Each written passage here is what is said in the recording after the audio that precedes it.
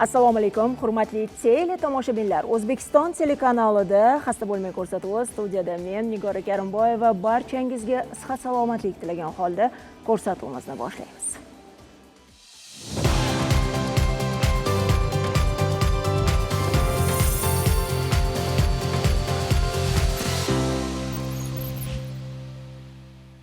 Umurtqalar aro disk churasi haqida ko'p va xo'p suhbatlashganmiz. Lekin shunga qaramasdan bu mavzuda har doim savollar bisyor. Sababi tayanch va himoya vazifasini o'tovchi umurtqa pog'onasidagi har qanday patologiya hayot sifatini keskin yomonlashtiradi. Bugun ham shu haqda gaplashamiz. Aniqrog'i umurtqalararo disk churasini davolashni zamonaviy usullari bilan tanishamiz. Buning uchun Samarqand shahrida joylashgan Dr. Pardayev klinikasini malakali mutaxassislarini taklif etganmiz. Assalomu alaykum. Xush kelibsiz. Assalomu alaykum. Marhamat, o'z o'rningizni egallashingiz mumkin. Bugungi ko'rsatuvimiz ekspertlari bilan tanishing. Maqsudjon Narqulov, tibbiyot fanlari bo'yicha falsafa doktori, shifokor vertebrolog. Shohruh Bobonorov, shifokor ortoped, travmatolog.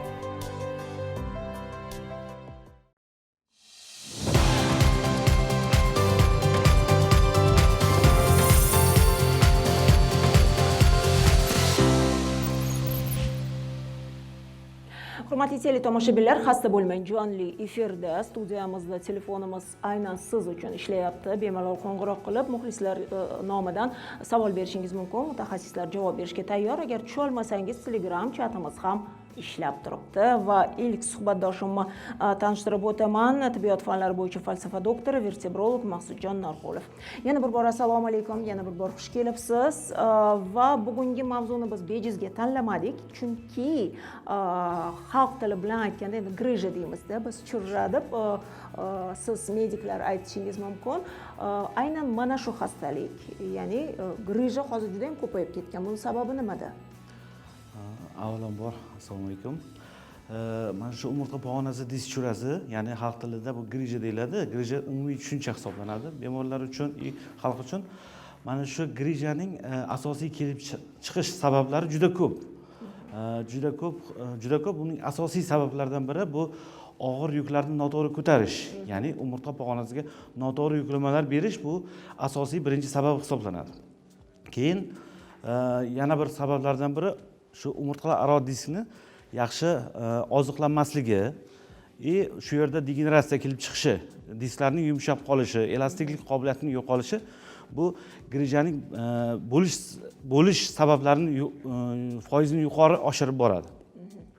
O'sha sababdan bemorlar yana kam harakatlik, mana shu insonlarning kam harakatligi, bel mushaklarining zaiflashishi bu disk churasiga bo'ladigan moyillikni oshirib boradi.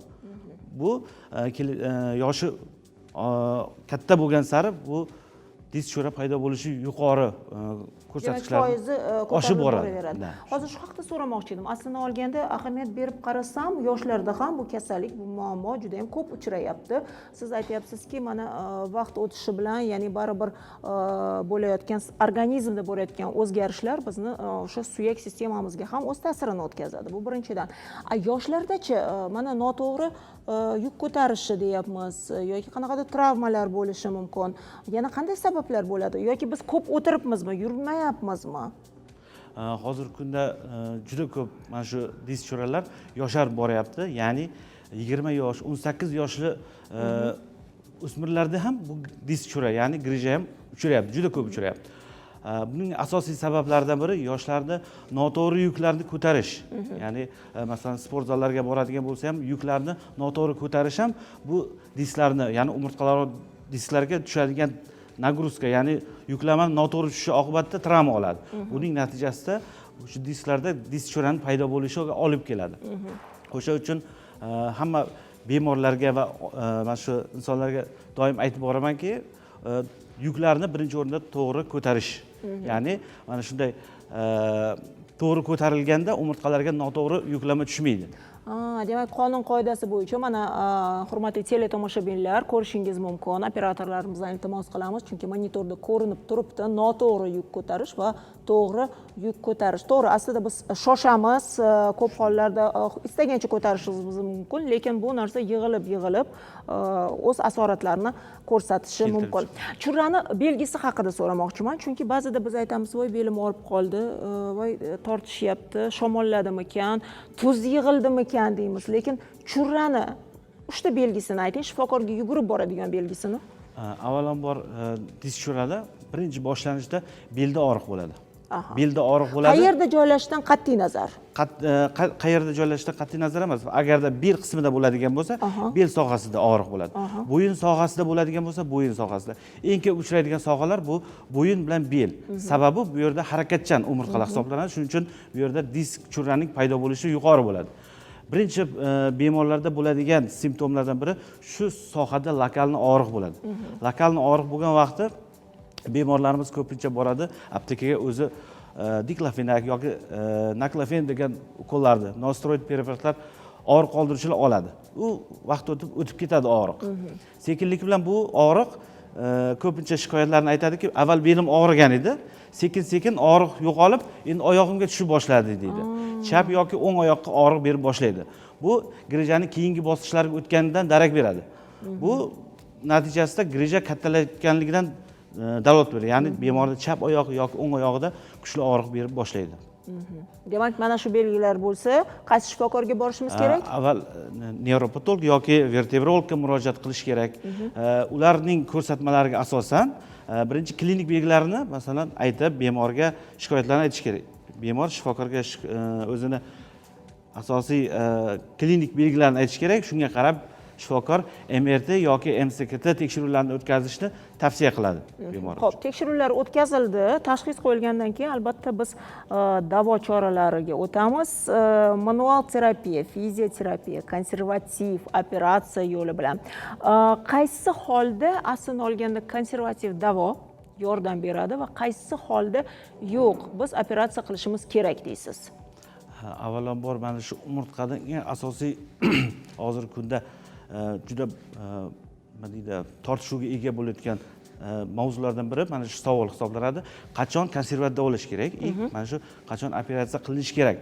Hamma grija ham operatsiya qilinishi kerakmi yoki hammasi konservativ davolanishi kerakmi degan savol beradi. Albatta, masalan, avvalambor birinchi shu MRT tekshiruv xulosasi, ya'ni natijalarga qarab bemorning klinik belgilariga ham bir-birini taqqoslab, ya'ni grija katta bo'ladigan bo'lsa, buni konservativ davolab bo'lmaydi.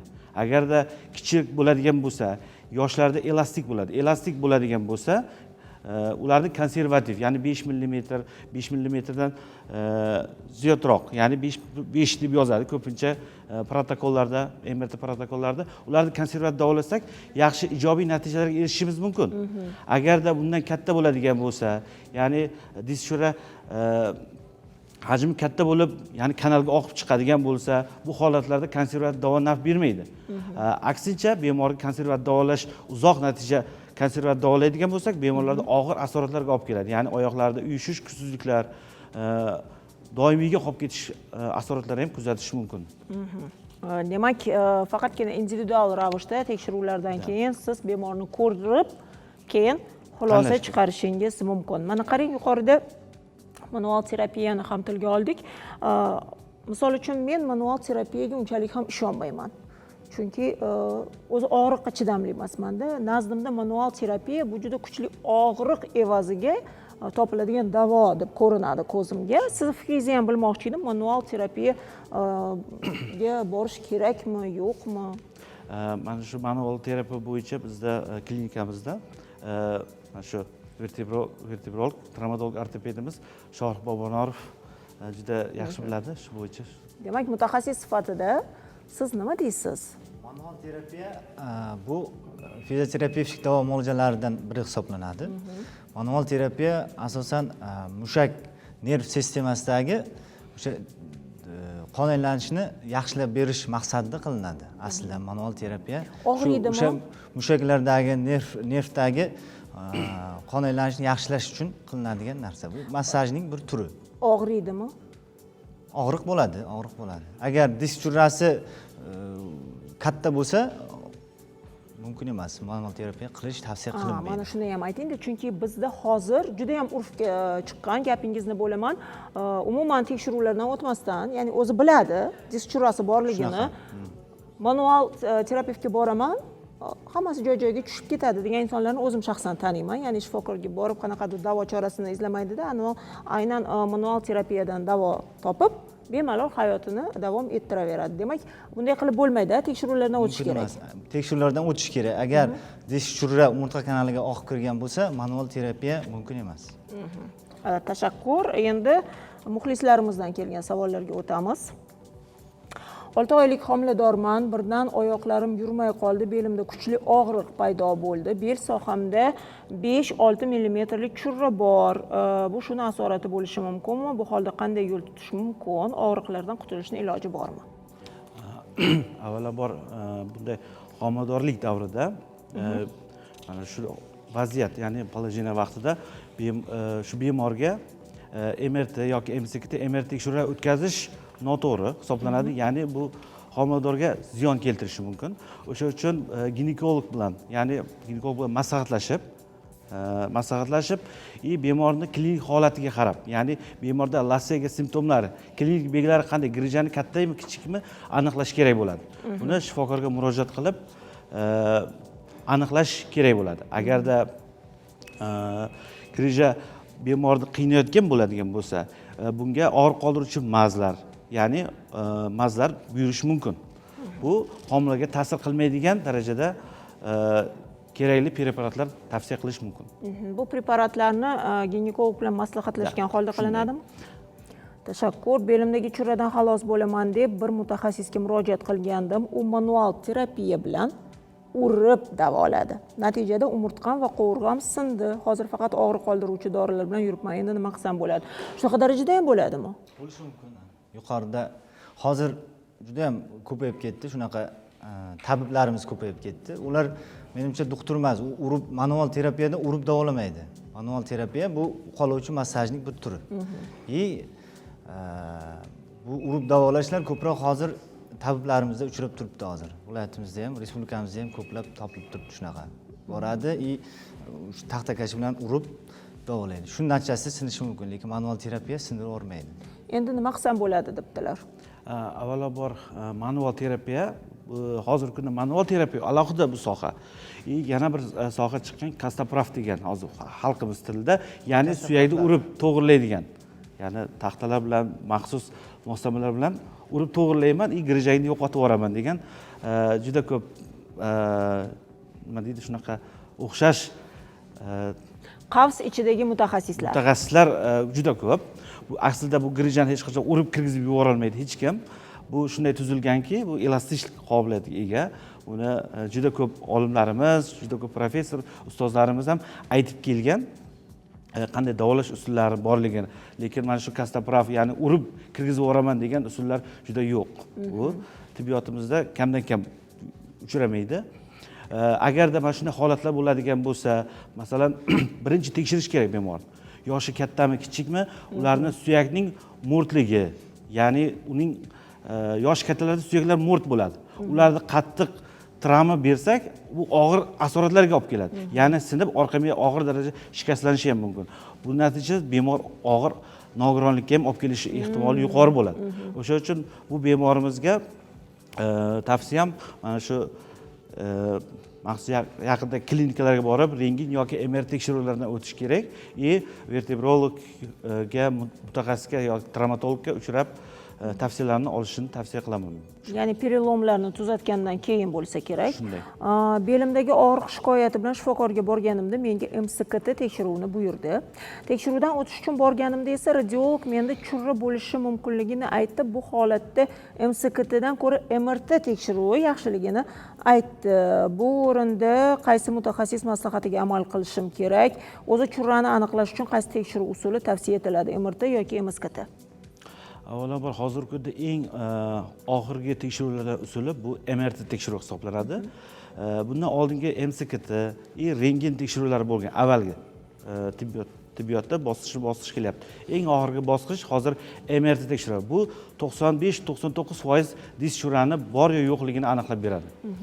MCKT bu keyingi, ya'ni bemorlarda shu disk churra uzoq vaqt davolangandan keyin suyaklarni qolganmi yo'qmi yoki shu konsistensiyasi qanday, qattiqmi yumshoqmi, o'shani aniqlash maqsadida ham MCKT tekshiruv qilish mumkin. MCKTda grijani to'liq aniqlab bera olmaydi bizga. U suyak strukturasini aniqlash uchun yaxshi apparat hisoblanadi, ya'ni MCKT. Multispiralniy kompyuter tomografiya. Ikkalasi ko'rinish jihatdan bir xil hisoblanadi. Bemorlar shuning uchun ajrata olmaydi. Ikkalasi ham deydi bir xil-ku deydi ko'rinish jihatdan. Lekin ikkalasining informatsiyasi juda katta, farqi juda katta bo'ladi. MRT bu disk churani hozirgi kunda standart bo'yicha aniqlanadigan tekshiruv hisoblanadi. Bunda 95% aniqlikda aniqlab beradi disk churani. Tashakkur. Bizda qo'ng'iroq bor. Marhamat. Alo. Assalomu alaykum. Assalomu alaykum. Va alaykum assalom. Marhamat, o'zingizni tanishtiring. Mani ismim Yulduz. Toshkentdanman. Mani anaqa murojaatim, menga MRT qildirganimda o'sha beli sohamda grija, keyin umurtqa pog'onamda kista dedi. Keyin oyog'im tizzasida, o'ng oyog'imda chanoq sinish dedi. Oyog'im zinadan chiqayotgan paytimda og'riq bo'ladi. Boshqa payt og'riq bo'lmaydi unda. O'sha kistadan ham xavotir olaman, nimadan tizzamdan ham xavotir olaman. Chunki hammada bor, u grijani uni tushunsam bo'ladi. Lekin hamma doktor menga to'g'ri tushunchani bermaydi. Yo operatsiya deyishmayapti, yoki davolanish. Nomiga ukol yozib beryapti, u foydasi bo'lmayapti. O'shanga men ortopeddan ham bu anaqa kista bo'yicha, kista kuchli anaqa nima demoqchi edim. Xavfli emasmi? O'shani ham bilmoqchi edim. Savolingiz uchun tashakkur. Marhamat. Savolni tushunarli bo'ldi. Bemor MRT tekshiruvidan o'tgan. Ya'ni bel umurtqasida disk churi aniqlangan va tizzasida ham og'riq bor. Yana kista ham bor ekan. Kista ham bor. Kista umurtqa sohasida dedimi? Shunaqa dedilar. Umurtqa sohamda dedi. Kistani aniqlash. Qanaqa kista? Intraduralniy kistami yoki ekstraduralniy kistami? Kistalar turlari juda ko'p xil. Har xil bo'ladi. O'sha holatiga, ya'ni MRTni ko'rgandan keyin uni xulosa qilinadi. U og'riq beradigan kistami? Ya'ni nervni bosib turadigan bo'lsa, u og'riq beradi. Agarda nervga zarar tegmaydigan, bosmaydigan bo'lsa, u og'riq bermaydi. Tizzamda o'zida og'riq bor deyapti. Bu yerda lokalni og'riq bo'ladigan bo'lsa, tizzani o'zida bu minskning yirtilishi bo'lishi mumkin. Yo'q, shuni aytdilar, shunaqa dedilar o'zi. Minsk yirtilayotgan bo'lsa, bunda artroskopiya bilan minskni olishga to'g'ri keladi. Demak, qarang, aytayaptilarki, kimdir shunchaki ukollar bilan, ya'ni menimcha blokadani aytdilar, og'riqni to'xtatmoqchi, kimdir operatsiya deyapti. Demak, jarrohlik amaliyoti o'tkazilishi kerak deb o'ylaysiz. Yo'q, ko'rishingiz kerakmi? Avval bemorni ko'rish kerak. Klinik holatini belgilab, qaysi bezovta qilayotgani, MRT xulosalarini ko'rib turib, keyin jarrohlik yoki konservativ tanlash kerak. Sababini aniqlash kerakda. Uni bemorning shikoyatlarini eshitib, MRT xulosalarini bir-biri bilan taqqoslash bu to'g'ri xulosa beradi. Faqat shikoyatni eshitib, hech nima ko'rmasdan turib biror nima tavsiya qilish bu noto'g'ri hisoblanadi. Tekshiruvlarda mana MRTni tavsiya qildingiz. Yuqorida bot qaytaryapmiz. MRTsiz to'g'ri tashxis qo'yish juda ham qiyin. Bir yilda necha marotaba MRTga tushsa bo'ladi? Chunki misol uchun menda o'zimda shaxsan bo'ladiki, qayerimdir bezovta qilsa bir yilda 3-4 marta tushgan vaqtlarim ham bo'lganda, chunki har xil joyi poзвоночник bezovta qiladi, oyoqda, qo'lda bo'lishi mumkin, miyada. O'zi qanaqadir qonun qoidasi bormi? Mana bir yilda demak 4 marta yoki bir yilda 2 marta tushish kerak degan. Avvalambor mana shu MRT tekshiruvi o'zi aslida yozib qo'yibdi, magnitniy rezonans tomografiya. Bu nur bilan ishlamaydi. Magnit to'lqinlari bilan ishlaydi. Aslida MCKT tekshiruvida esa nur bilan ishlaydi. Bu multispiralniy kompyuter tomografiya. Unda rentgen, ya'ni gamma nurlar bo'ladi. O'sha uchun MCKTda zarari ko'proq. U nur bilan ishlaydi. Magnitniy rezonans tomografiyada esa bu magnit maydon hisobiga bemorda informatsiya beradi. Bu qanday tushuntirsam, mana bemorlarimiz UZI qiladi.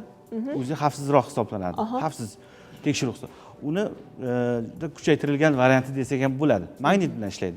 Nurlanmaydi. Demak, kerak bo'lsa bir necha bor tushsa bo'ladi. Tashakkur. Hurmatli teletomoshabinlar, O'zbekiston telekanalida reklama, bizdan uzoqlashmang.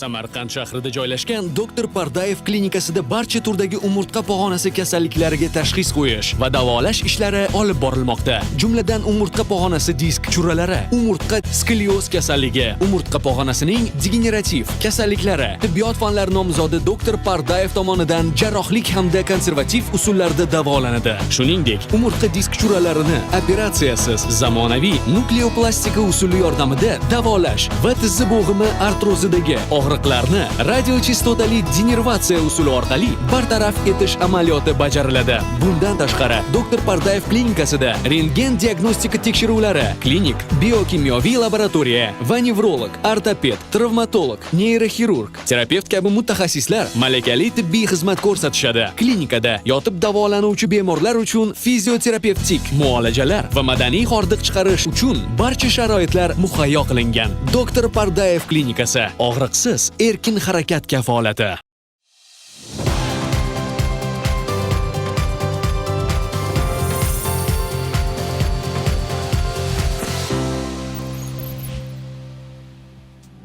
Xasta bo'lmang ko'rsatuvi jonli efirda sizni savollaringizga javob berishni davom ettiramiz va shu yerda o'zimda ham bir savol tug'ildi. Toshkent shahrida, misol uchun Samarqandni bilmadim, lekin Toshkent shahrida deyarli har bir klinikada hozir MRT bor. Uskunalar olib kelingan, qayerdadir yangiroq, qayerdadir eskiroq, kimdir masalan 90-yillarda olgan bo'lishi mumkin, kimdir 25-yilda olib kelgan bo'lishi mumkin. Vrachlar ham har xil, ya'ni radiolog shifokorlar ham har xil. Misol uchun men yillar davomida bitta klinikaga, bitta shifokorga MRTga boraman, chunki shu insonga ishonaman. Apparat qanaqa, nima deb so'ramaganman ham, chunki o'sha shifokorga boraman men. Aslida o'zi qanday bo'lish kerak? Apparat tanlash kerakmi yoki shifokor? Avvalambor mana shu MRT tekshiruvini natijalarini oladigan bo'lsak, MRT tekshiruvi bu MRTni yangiligiga ham bog'liq. Ya'ni hozirgi kunda avval eski zamonlarda, masalan, zamon emas, eski davrda mana bu MRTlar boshlangan vaqtda 0,2 Tesla deydi. Tesla bilan baholanadi. 0,2 Tesladan hozir 3 Teslagacha bor. Eng oxirgi zamonaviysi 3 Tesla. U juda katta hisoblanadi. Informatsiya ham shuncha katta, shuncha nima deydi? Aniqroq ma'lumot beradi. Buni o'qiydigan, ya'ni bu MRTni shifokorlarga protokol, ya'ni yozib beradigan radiolog shifokorlar ham tajribali bo'lishi kerak. Ular ham mana shunday masalan har bir sohani mukammal biladigan bo'lsa, bu sizga to'g'ri xulosa bera oladi. Bu protokol deyiladi. Lekin bu diagnoz hisoblamaydi. Ko'pgina bemorlarimiz protokolni olib buni diagnoz deb ko'tarib yurishadi. Mana menda grija bor, lekin har umurtqani har bitta o'zining o'lchamlari bor. Ya'ni disklarning ham o'lchami bor. Bir xillar 3 mm deydi, 4 mm yoki 5 mm grijam bor deb klinika yuradi-da. Bu noto'g'ri narsa. Bu 3 mm o'zi ham bo'lishi mumkin umurtqani nima deydi, tabiiy razmeri, ya'ni o'lchami hisoblanadi. Buni radiolog yozishi shart, yozadi buni. Lekin bizda odamlar disk chura deb o'ylaydi buni. Bu noto'g'ri narsa bu. Buni ko'p joylarda noto'g'ri davolanib yuraveradi shu bo'yicha-da. Men doim ta'kidlayman. 4 mm gacha bu grija hisoblanmaydi. Ya'ni degeneratsiya, protruziya bo'lishi mumkin. Buni davolasa o'tib ketadi bu narsa. Bir xillar keladi, operatsiya qilib bering, 4 mm deydi. Bu noto'g'ri narsa. Mana shu radiologlar ham eng asosiy narsa MRT tekshiruvida operatorga ham bog'liq bo'ladi. Ya'ni MRTni tushiradigan operatorlar hisoblanadi.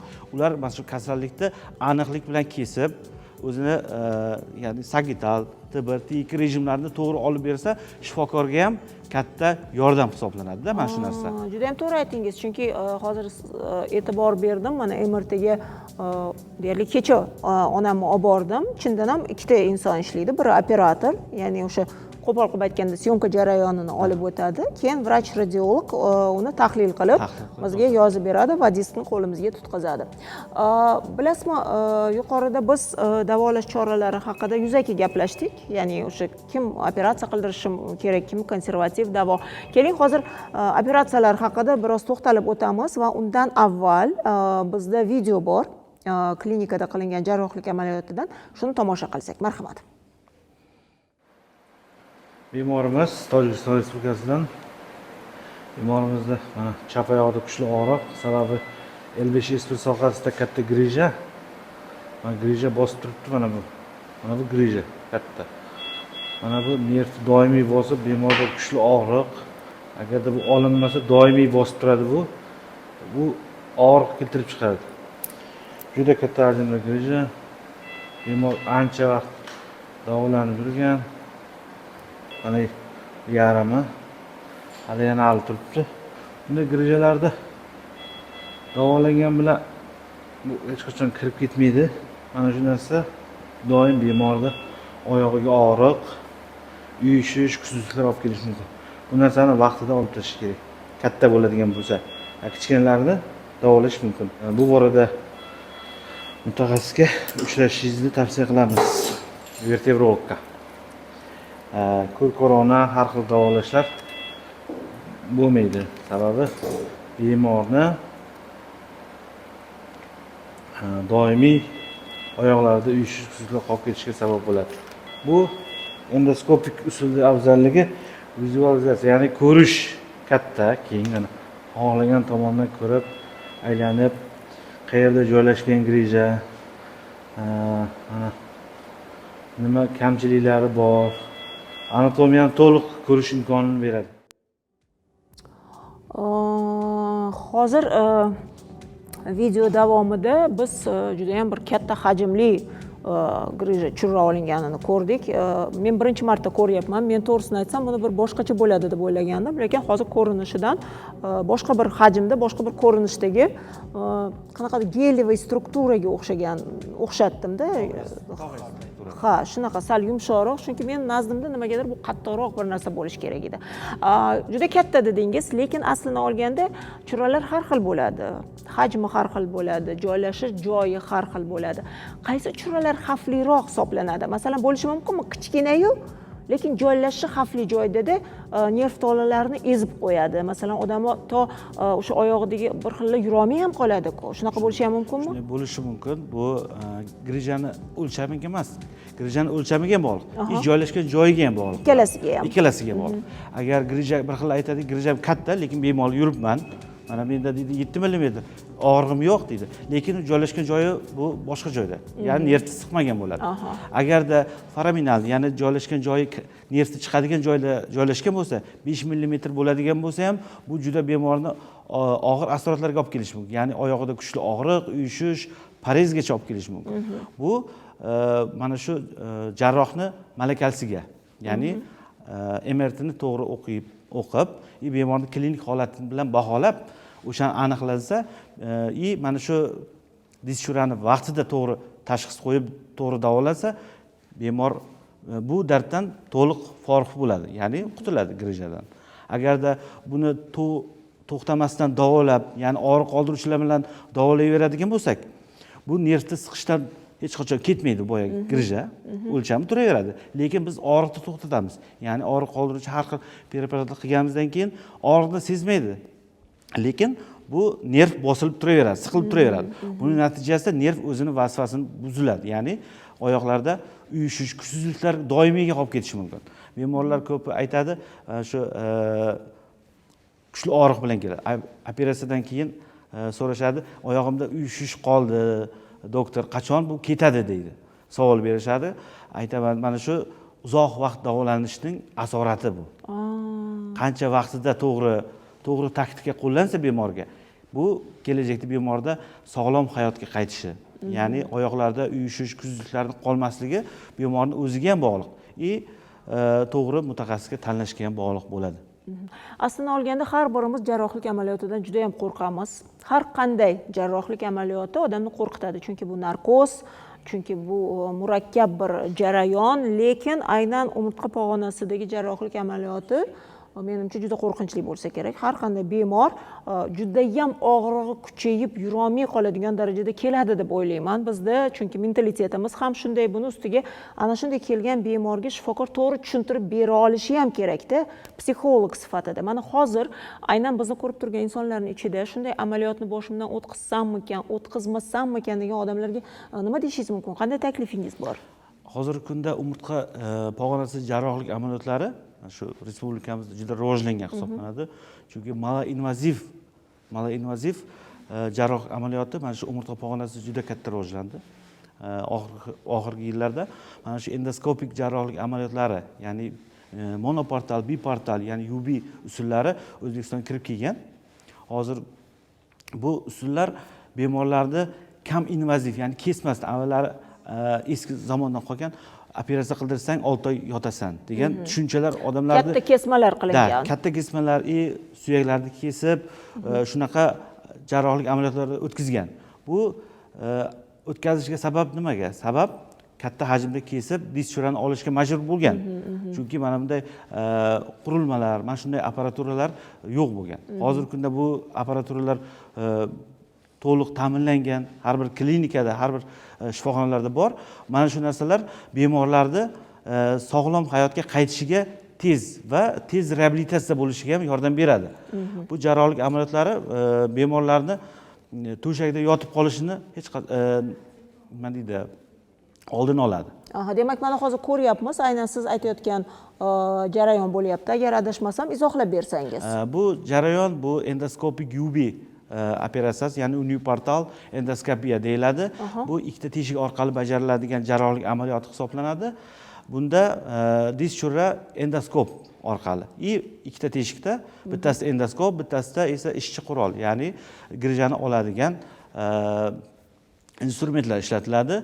Buni qulayligi nimada? Buni qulayligi shu bemorlar operatsiya jarayonida to'liq anatomiyani ko'rishni ta'minlaydi va grijani to'liq tozalab olishga. Bemorlarimiz ko'p qo'rqishadi. Operatsiya qildirsam qaytalanadi-ku deb. Mana shu qaytalanmasligi uchun, mana shu dischurani qayta chiqmasligi uchun mana shu biportal endoskopiya katta ahamiyatga ega. Ya'ni bu bizda patologiya diskni to'liq tozalash olish imkoniyatiga ega bo'lamiz. Shunday. Demak, hozir ekranda aynan shu jarayonni ko'rdik. Tashakkur, davom etamiz. Hozir mana afzalliklari haqida ham gapirib o'tdik, chunki mana shu UB operatsiyasini o'zi kadr ortida siz bilan suhbatlashganimda ham aytdingizki, o'tkazishi ham osonroq, keyin odamni oyoqqa turishi ham osonroq dedingiz. Keyin hozir teletomoshabinlarga ham tushuntirib o'tsak, chunki ko'plar amaliyotni o'zidan emasda, undan keyingi reabilitatsiyadan qo'rqadi. Qachon oyoqqa turaman, yura olmaymanmi, yura olmaymanmi, operatsiya vaqtida qandaydir nerv tolalarim vrach tegib ketsa, keyin umuman yura olmay qolishim mumkin yoki qo'lim ishlamay qolishi mumkin degan qo'rquvlar bo'ladi. Keling, mana shu UB operatsiyasini keyingi afzalligi haqida ham gapirsak. Asosan UB endoskopik operatsiyasining asosiy afzallik tomonlari bunda teri kesmalar kesilmaydi. Bunda jarohat operatsiyadan keyin qon ketish jarohatlari bo'lmaydi va erta reabilitatsiya, ya'ni bemor erta turib aktiv holatda o'tadi. Ertasi kuni bemor uyiga ketishi mumkin. Bunda yana boyagi savollar berdingiz, bemor nervga tegib ketmaydimi deb. Biz katta ekranda bu nervlarni ko'rib turamiz. Buni kesishni o'zi bir noreallik hisoblanadi-da. Ko'rib turgan narsangizda bu professional shifokor, vrach buni hech qachon tegmaydi ham. Chunki bu anatomiyani har bitta grija alohida ko'rsatadi, sariq boylamlar alohida ko'rsatadi. Bu endoskopiyaning asosiy afzallik tomonlari shunda.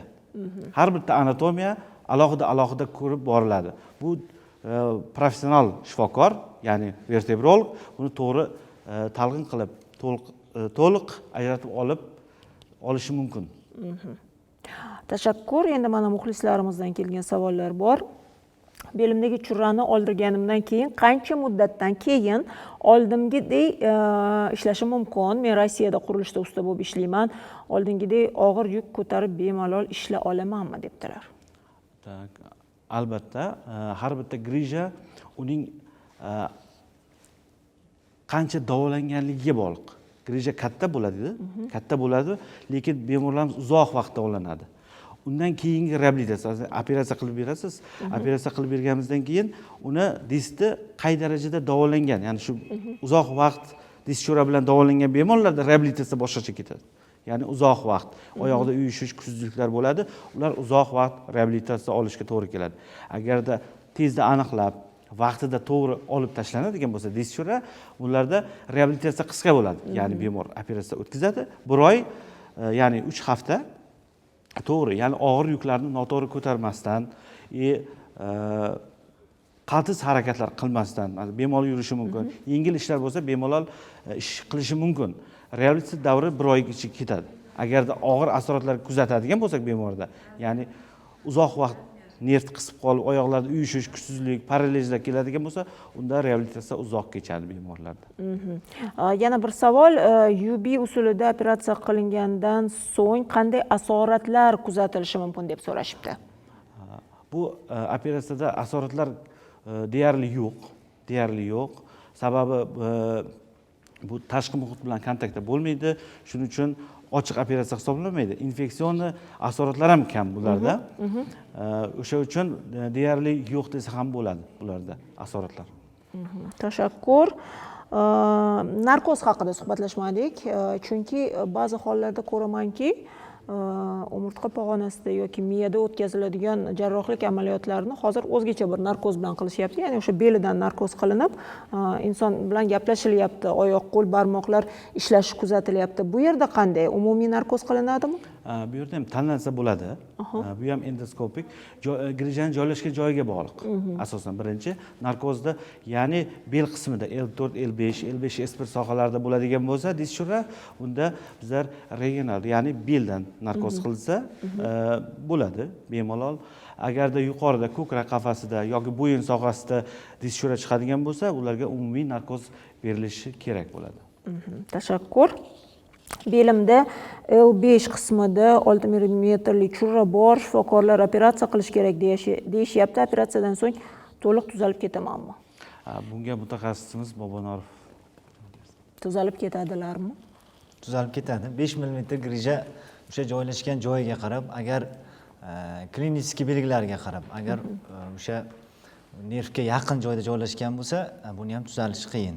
Ko'proq operativ UB usulida davom muolajalar qilishimiz mumkin bunda ham. Agar joylashgan joyi nervga yaqin bo'lmasa, bunda o'sha konservativ fizioterapik davom muolajalarini qilishimiz mumkin. Va menimcha bemorlaringiz juda ham ko'p beradigan savollardan biri, grija olingandan keyin o'sha joyda yana qaytib chiqadimi?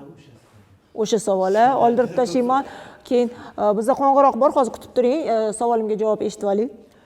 Mana shu eng ko'p beriladigan savol, birinchi operatsiya qildirmasdan ham birinchi beriladigan savol shu bemorlar. Doktor, operatsiya qildirsam yana o'rnidan qaytib chiqmaydimi degan savol beriladi. O'sha savol juda meni ham qiziqtirib keladi. Chunki mana shu masalan 4 oy ichida 500 dan ortiq, 600 dan ortiq operatsiya qiladigan bo'lsam, ulardan 6 tasida residiv, ya'ni qaytalanish bo'ldi. Aynan o'sha joyda. O'sha joyda. Sababi nimaga? Sababi bemorlar hammasi bir xil reabilitatsiya o'tkazmaydi. Biri og'riqlar to'liq ketgandan keyin og'ir yuk ko'tarishi mumkin. Bemor borib 2 hafta, 3 hafta ichida og'ir yukni noto'g'ri ko'tarishi mumkin. To'g'ri tavsiyalarni qabul qilmasligi mumkin. Ya'ni qattiq aksa urganda ham shu qaytalanishi mumkin qoldiqlari bo'ladi. Buni bizlar imkon qadar to'liq tozalab olamiz disk cho'rani. O'sha uchun bu statistikalarga ko'ra, adabiyotlarga ko'ra 3% gacha qaytalanishi, 10% gacha qaytalanishi mumkin biportal endoskopiyada. Bu Janubiy Koreyaning statistik ma'lumotlarida bizlar bor shu o'qish davomida biz so'raganmiz, necha foizgacha qaytalanadi. Bizlardan ko'p bemorlarimiz shuni so'rashadi. Qaytalanmaydimi deb. bu qaytalanishi bu xavfsiz hisoblanadi. Buni ham shu endoskop bilan olib tashlash mumkin. Bu qaytalanadi deb turib bizlar davolayversak bu grijani, bu orqaga qaytmas jarayon, ya'ni oyoqlarda uyushish, kuchsizliklar, paralizlar kelib chiqadi. Uni kutguniga qadar uni dyschurani olish kerak bo'ladi. Bu asosiy bemorlarimga doim aytaman, vaqtida mana shu dyschurani oldiring. Qutuling shundan o'zingizda shu mehnat qobiliyatingizni tiklab, o'zingizni ishingizga qaytaring deb doim ta'kidlab o'taman mana shu bemorlarimga. Ko'pchiligi qo'rqadi mana shu qaytalanishdan. Tashakkur. Agar bizni kutib turgan bo'lsangiz, marhamat, ulanamiz. Assalomu alaykum. Assalomu alaykum. Assalomu alaykum. Yaxshimisiz? Sog' bo'ling. Rahmat. Men Katta rahmat. Samarqanddanman, Ishqondanman. Yoshim 65 da. Oyog'imda, belimda 0,5 millimetr disk churrasi bor. Ancha davolandim, davosini topmadim. Qandaydir faqat menda borki, oyoqlarim uvishyapti, yurishga qiynalaman. Endi qo'llarimda ham uvishiqlar o'tdi, oyoq kiyimni kiyolmayman, juda qiynalaman, yurishga ham qiynalaman. Men borsam meni operatsiya qiladimi yoki shunday davolaydimi? Operatsiyadan juda qo'rqyapman. Hozir mana javob eshitamiz. Rahmat savolingiz uchun, marhamat. Avvalambor bu onaxonda birinchi tekshiruvlar, ya'ni MRT tekshiruvlarni ko'rish kerak. Qo'llarimda ham uyushish bo'lyapti, deyapti. Bunda qo'llarda uyushish bo'ladigan bo'lsa, asosan bega bu bo'yin umurtqalarini ham tekshirish kerak. Agarda bo'yinda sohasida grija bo'ladigan bo'lsa, unda qo'llarda uyushish belgilari paydo bo'ladi. Ya'ni yurishni qiyinligi, bemorlar yurolmasdan qolishi ham mumkin bo'yinda. Lekin bu bitta bo'yinda grijalarning yomon tomonligi ko'pincha og'riq bermaydi bunda. Faqat uvishishdan bilish mumkin. Kuchsizliklar kelib chiqadi. Mana bu qo'l oyoqlarda kuchsizlik. Agarda markaziy joylashgan bo'lsa grija, lateral joylashgan bo'lsa, chap yo o'ngda bo'lsa, qo'llarda og'riq bo'ladi.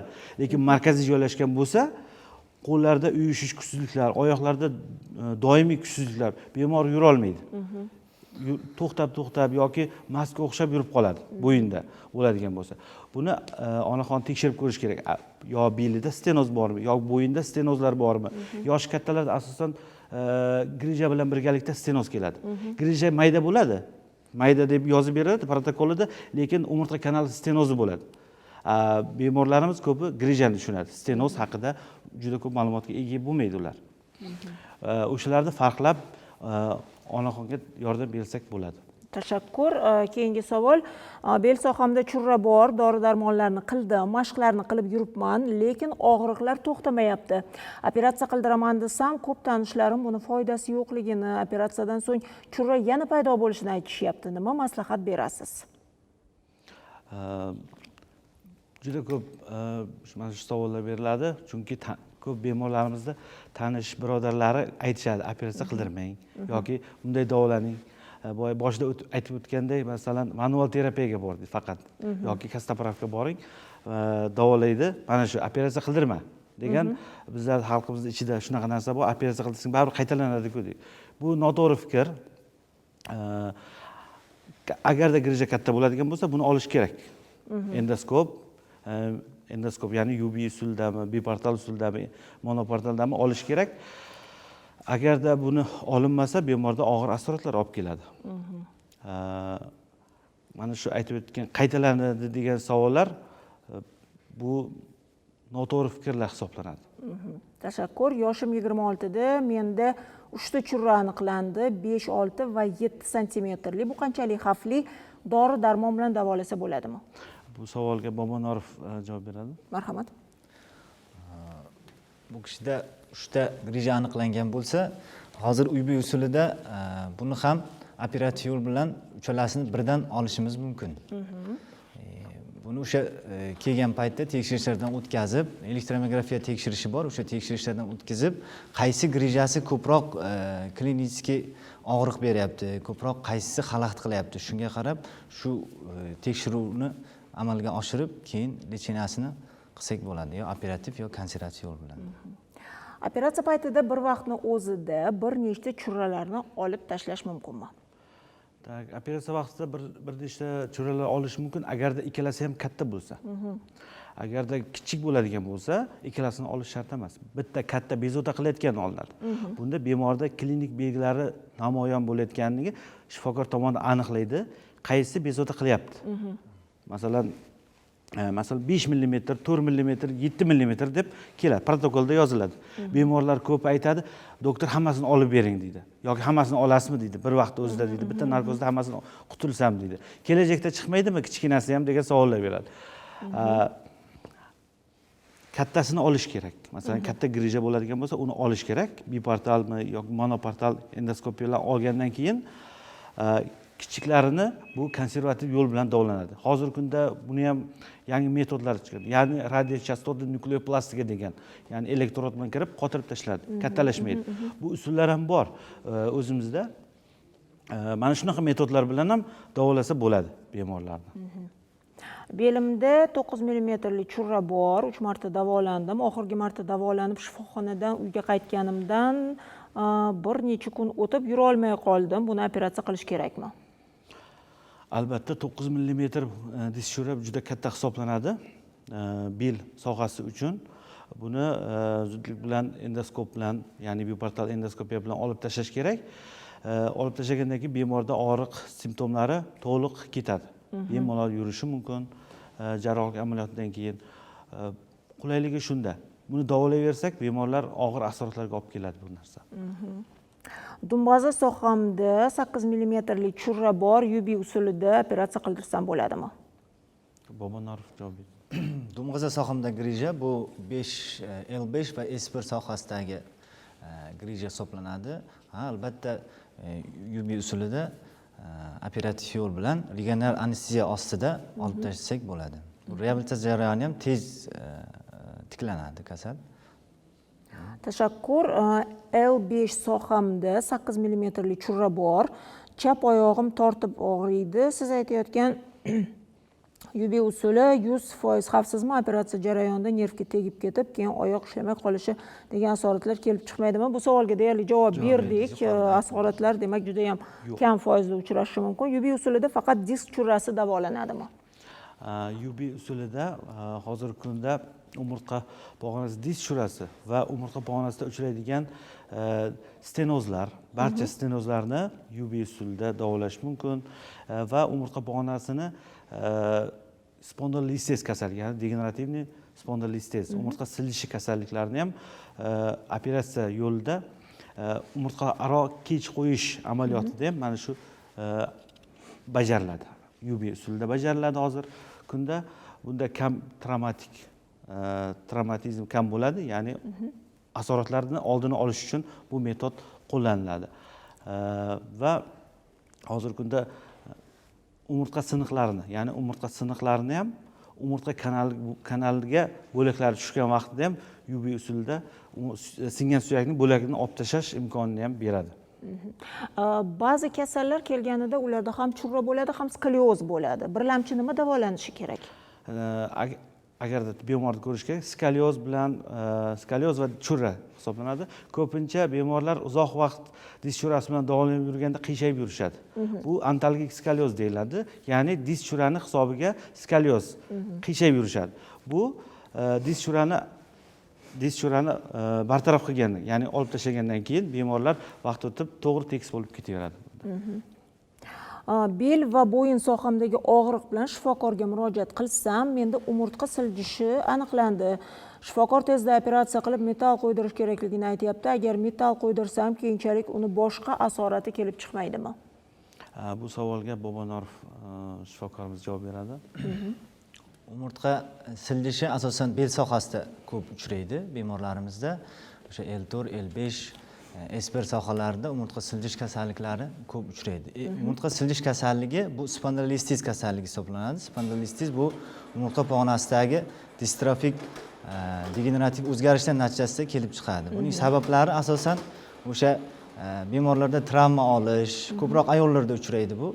Ko'proq travma olish, mushaklar zaifligi ayolda, belda ayniqsa, noto'g'ri yuk ko'tarishdan kelib chiqadi.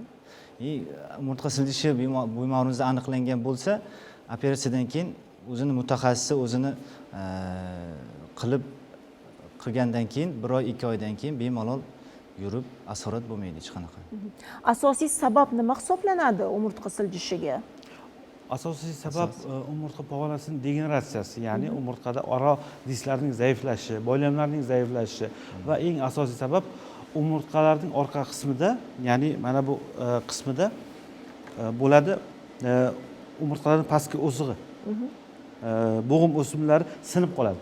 Bu sinib qolgandan keyin umurtqa o'ynab qoladi. Vaqt o'tib bu sekinlik bilan oldinga siljish yoki orqaga siljishni olib keladi. Buning natijasida nervlar siqilib bemor uzoq yura olmaydi. Ya'ni bemor avval 100 metr yaxshi yuradigan bo'lsa, sekinlik bilan 50 metr, 40 metr, 30 metr, oxir 5 metrgacha ham yura olmay qoladi bemor. O'tirib yuradi. Bu mana shu simptomlarning asosiy simptomlardan biri hisoblanadi. Bu nervlarda siqilishi, ya'ni oldinga yurganda bemor umurtqa siljib, nervda siqilishi oqibatida bemor o'tirib qolaveradi. O'tirishga majbur bo'ladi. Bu umurtqalarning orqa strukturasidagi boylamlarda va mana shu umurtqaning pastki bo'g'imini sinib qolishi, bo'g'im o'sig'ini sinib qolishi asosiy sabab hisoblanadi. Tashakkur. Yoshim 36 da, 2 yil avval menga umurtqa siljishi aniqlandi. Hozir operatsiya qildirib, keyin farzand ko'rishim mumkinmi? Albatta umurtqa siljishini buni to'g'rilab vaqtida umurtqa siljishini 4 ta darajasi, asosiy 4 ta darajasi bor. Ya'ni darajalari mana bu darajalarida asosan eng oxirgi darajalar bu 75%. Keyingisi putos hisoblanadi. Masalan, 1-daraja, 2-darajalarni vaqtida to'g'rilasak, bular bemorlarga hech qanday asorat olib kelmaydi. 3-chi, 4-chi darajalarini bizlar operatsiya qiladigan bo'lsak, ya'ni umurtqani joyiga qaytarishni imkoni qiyinroq kechadi. Ya'ni repozitsiya qilish mushkul bo'ladi. Chunki bu uzoq vaqt, yillar davomida siljigan hisoblanadi. Operatsiya vaqtida birdan repozitsiya qilgandan keyin bemordan operatsiyadan keyin reabilitatsiyasi uzoqroq kechadi bunda bemorlar. Shuning uchun doim aytamanki, bemorlarga 1-chi, 2-chi darajasi vaqtida bemorga implantat, ya'ni implantat qo'yib, mahkamlab qo'ysa, bemorlar 3-chi, 4-chi darajasiga o'tmaydi. Bu darajaga o'tgandan keyin operatsiyalari ham murakkablashib boraveradi.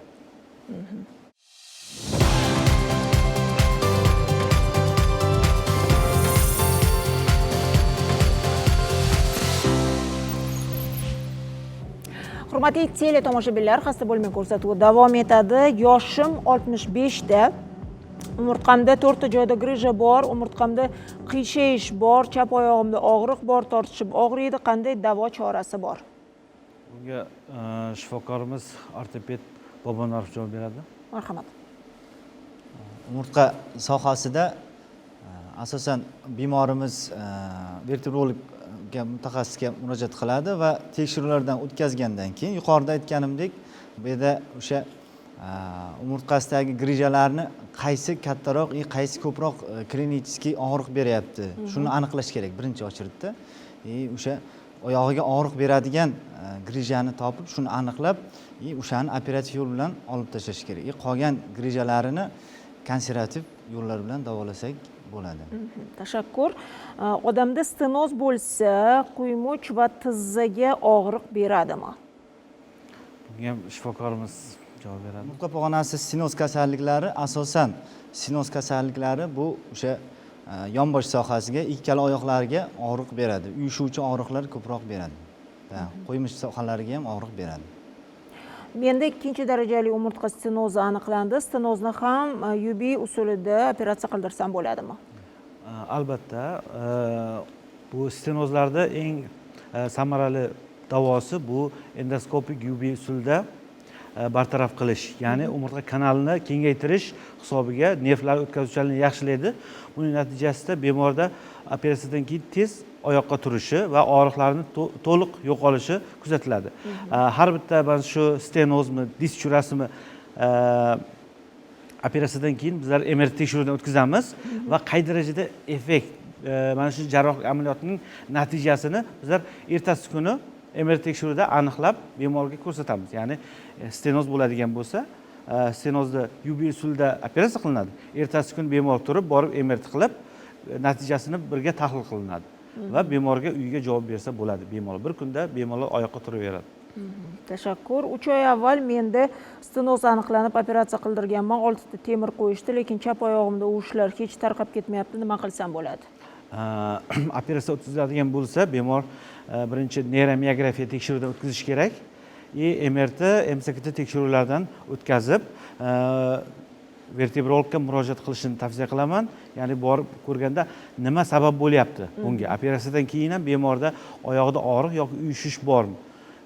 Sababni to'liq aniqlash uchun neyromiografiya ham qilib qo'yish kerak. Yoshim 25 ta, menda orqa miya stenozi aniqlandi. Nima uchun yoshlarda bu kasallik uchrayapti? Asosan hozir ko'p uchraydigan kasalliklar yoshlarda ko'p ham uchrayapti. Mana shu umurtqa kanali stenozi ham. Bu tug'ma ham bo'lishi mumkin. Tug'ma umurtqa kanali tor deyiladi. Bunda ozgina grija chiqsa ham stenoz berib qoladi. Bemorda shu og'riq, ya'ni yurolmaslik, oyoqlarida doimiy kuchsizlik, yurishni qiyinligi ham sababchi bo'ladi. Bugun muxlislarimizdan kelgan deyarli hamma savollarga birgalikda javob berishga harakat qildik. Ko'rsatuvimiz mazmunli, kerakli ko'rsatuv bo'ldi va o'ylaymanki, agarda hozir teletomoshabinlarimizda qandaydir savol tug'ilsa, ular albatta Telegram chatimizga o savollarni yo'llashadi va siz ana shu chatga kirib, shu savollarga javob berasiz. Bugun vaqtingizni ayamasdan ko'rsatuvimizga kelganingiz uchun sizdan minnatdorman. Kelajakdagi barcha ishlaringizda omad yor bo'lsin. Katta rahmat. Hurmatli teletomoshabinlar, bir haftadan so'ng jonli efirda ko'rishguncha xayr, salomat bo'ling.